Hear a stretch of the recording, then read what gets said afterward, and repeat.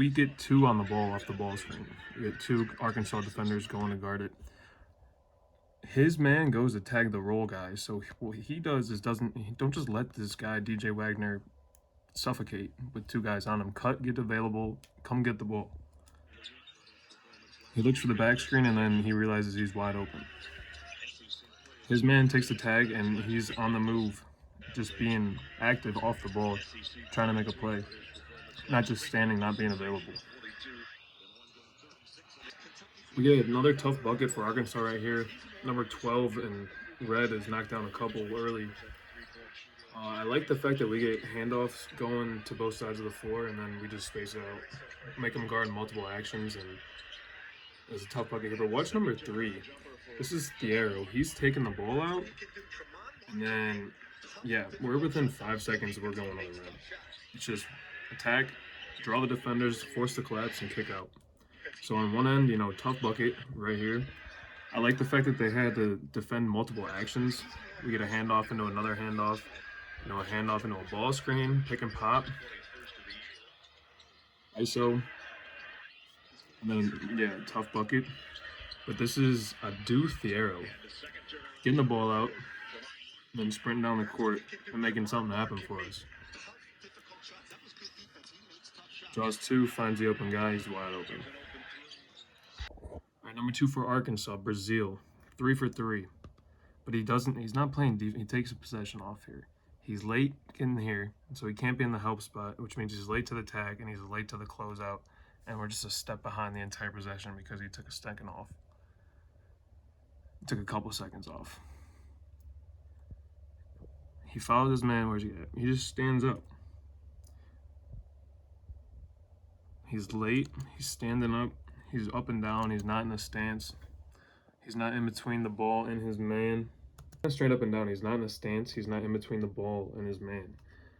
And on this ghost screen action, he gets a step here. You need to be in the line up the line, in the passing lane, and that would get you in position for then when this guy gets a step on his man and we got to put 2 on the ball, you can get to the tag spot. But instead you're late getting to the tag spot, which opens up your man, and then you're late getting to the closeout because you were a step behind the whole way. And they just get, I don't like to see any dribble penetration into the paint like that, because it just opens up action, opens up offense, opens up more dribble penetration. So poor transition defense off of this shot here. Kentucky comes out in zone, and this is a pretty high percentage shot here. Doesn't fall this time, but on this transition opportunity, you'll see that nobody in red touches the paint.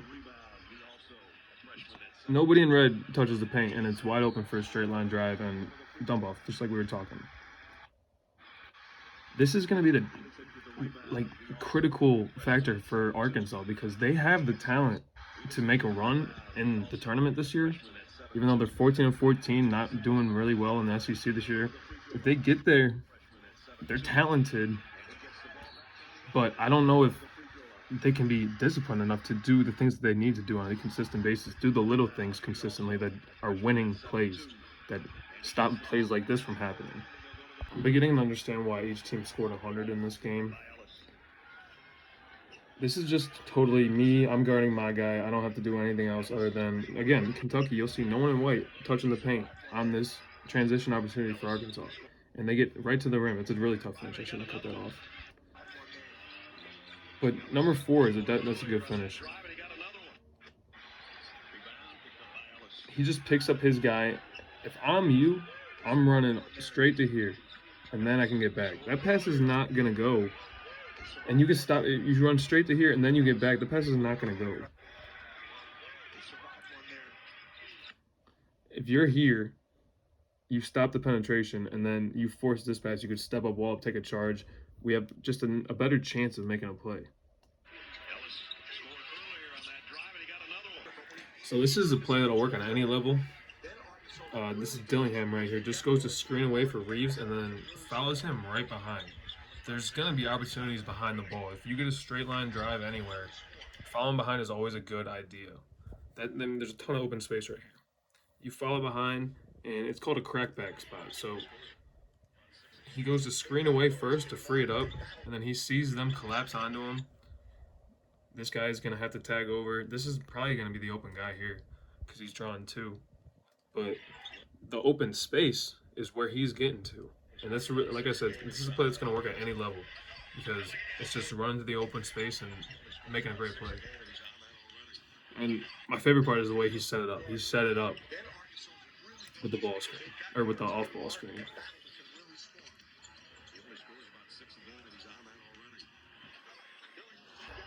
Simple pick and roll here for Arkansas. We get the switch, so Antonio Reed is going to have not a good matchup down here on him.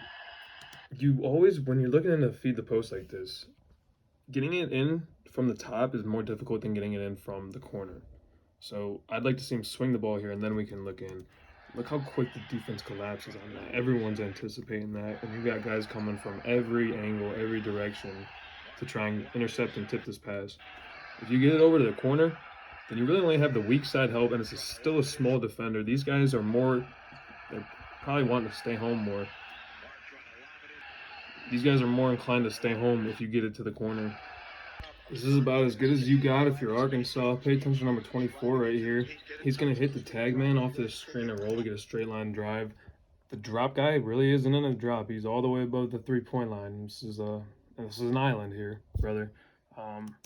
But what this guy's going to do is he's going to help him out, take some of this space away. This guy's seeing him. He's like, well, I don't really have a lane. And what I really like here is that I'm going to be real physical. Hit my tag guy and then sprint back out for the closeout. You gotta live with that shot. And for Kentucky, that's not a bad look either, to be honest.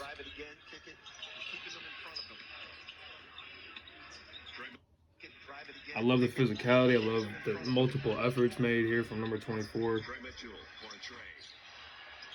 And yeah. So Ellis is gonna get a step on his primary defender right here.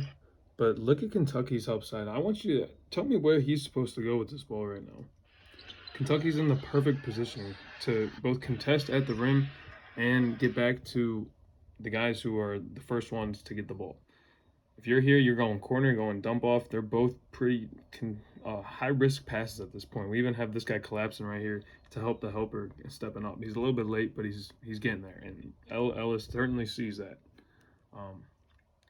Honestly, this option might be your best one right now, but you're going at pretty high speed and you're on the opposite side.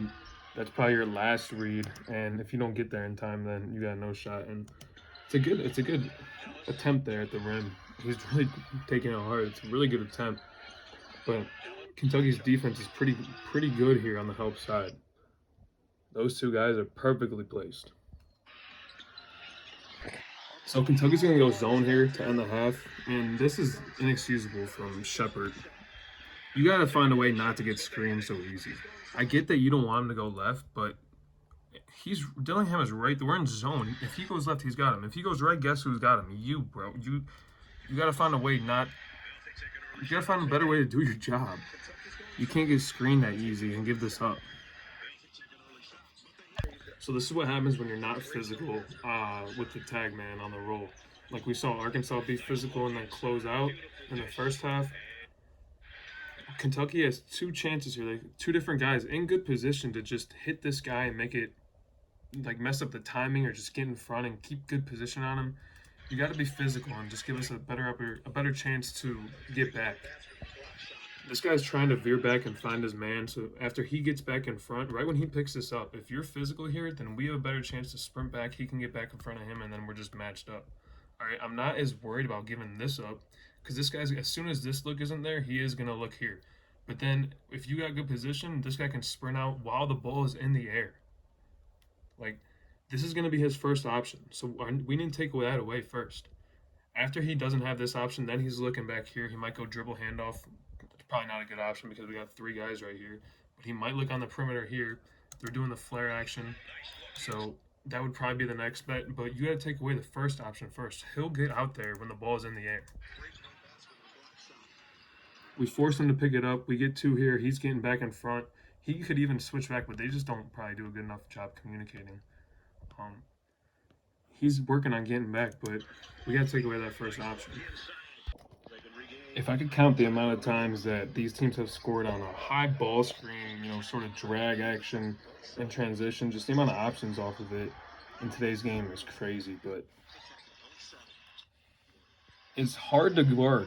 It's hard to guard at any level, and it's even harder to guard when you got action on cooking on the backside that's keeping these guys off the roll guys. So that action on the backside, it opens him up, and he's open too now.